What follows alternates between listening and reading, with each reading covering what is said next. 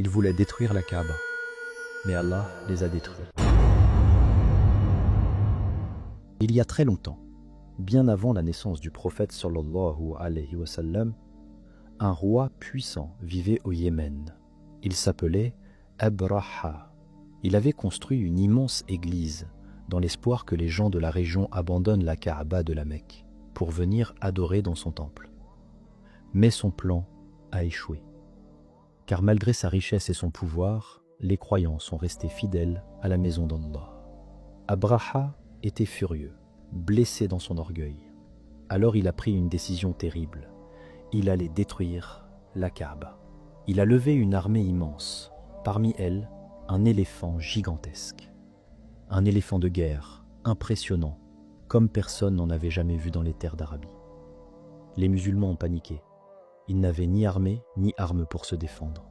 Comment faire face à un roi venu avec des troupes et un éléphant? Ils ont fui.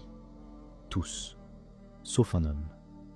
Abdul Muttalib, le grand-père du prophète sallallahu alayhi wa sallam.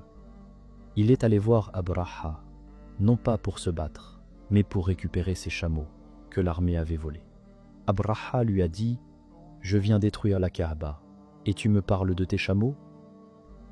Et Abdul Muttalib a répondu, avec une foi profonde, « Je suis le maître des chameaux, mais la Kaaba a un seigneur qui saura la défendre. » Abraha ne l'a pas cru, il a continué sa marche. Mais arrivé près de la Kaaba, l'éléphant s'est arrêté. On le poussait, on le frappait, mais il refusait d'avancer. Quand on le dirigeait vers une autre direction, il marchait, mais vers la Kaaba, impossible. C'était comme si une force invisible l'empêchait. Puis, le ciel s'est ouvert. Des nuées d'oiseaux sont apparus. De petits oiseaux, appelés Ababil. Chacun d'eux portait des pierres brûlantes, des cailloux venus de l'enfer.